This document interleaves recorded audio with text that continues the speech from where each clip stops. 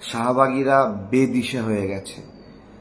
ইন্ডিয়ার এই দালালরা মাথা পাগল হয়ে দেশের বিরুদ্ধে ষড়যন্ত্র করছে, পুলিশের উপর হামলা করছে, আর এদের আশকারা দিচ্ছে উপদেষ্টা মাহফুজ আলম, যে প্রকাশ্যে ঘোষণা দিচ্ছে ইসলামপন্থীদের বিরুদ্ধে এবং বলছে ইসলামপন্থীদের বিরুদ্ধে লড়াই করবে, আবার ইসলামপন্থীদের শরিকানা দেবে, এইরকম বিভিন্ন কথাবার্তা বলে।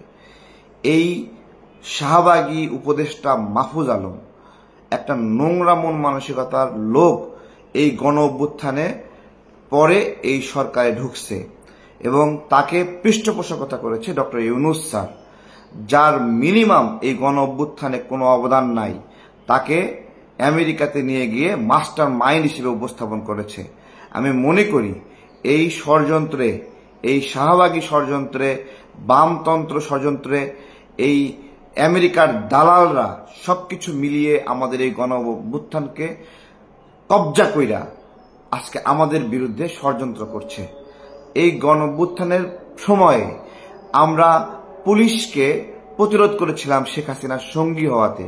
আজকে গণ অভ্যুত্থানের পরে পুলিশ সহ সবাই মিলে আমরা দেশ সাজাচ্ছি, সেই সময় এই শাহবাগীরা পুলিশের উপরে হামলা করছে। আমি বাংলাদেশের নাগরিকদেরকে বলবো, এই মাহফুজ আলম, এই শাহবাগী উপদেষ্টার পদত্যাগ নিয়ে কথা বলেন। আপনারা কথা বলেন এই শাহবাগীদের বিরুদ্ধে। এই বামদেরকে হটাতে হবে। বামদের প্রশ্রয় আশ্রয়ে শেখ হাসিনা দীর্ঘদিন স্বৈরতন্ত্র কায়েম করেছে। আজকে সেই বামরা আজকে এই গণ অভ্যুত্থানের বিরুদ্ধে কাজ করছে।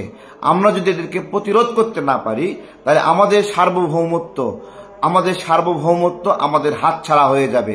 ভারতের এই দালালরা পাগল হয়ে গেছে, পাগল বেদিশা হয়ে যে আমাদের বিরুদ্ধে ষড়যন্ত্র করছে, রাষ্ট্রের বিরুদ্ধে ষড়যন্ত্র করছে, দেশের বিরুদ্ধে ষড়যন্ত্র করছে। এদের কথাগুলো শোনেন। ইসলামপন্থীদের রাষ্ট্রকল্প এরা হতে দেবে না, তার বিরুদ্ধে লড়াই করবে। আমার প্রশ্ন, এই ইসলামপন্থীরা হাসিনাকে সরিয়েছে, তাহলে ইসলামপন্থীদের রাষ্ট্রকল্প এখানে হবে না, তুমি এটা বলার কে? রাষ্ট্রকল্প কি হবে সবাই মিলে আমরা ঠিক করব। কিন্তু এই একটা নাস্তিক রয়েছে মাহফুজ আলম, সে ডিরেক্ট ঘোষণা দেয় ইসলামপন্থীদের রাষ্ট্রকল্প এখানে প্রতিষ্ঠা হতে দেবে না। এর চেয়ে সার্বভৌমত্বের সংকট কিছু আছে? আপনাদেরকে জিজ্ঞাসা করছি। ধর্ষণ সহ বিভিন্ন ইস্যুতে আমরা সবাই মিলে সমর্থন দিচ্ছি, কিন্তু এই বামদের উদ্দেশ্য এবং লক্ষ্য আলাদা। এরা ইসলাম বিদ্বেষী, রাষ্ট্রবিরোধী, ইন্ডিয়ার দালাল, আমেরিকার দালাল। এদেরকে প্রতিহত করা আমাদের সবাই মিলে দায়িত্ব এবং মাহফুজ আলমকে পদত্যাগ করতে হবে।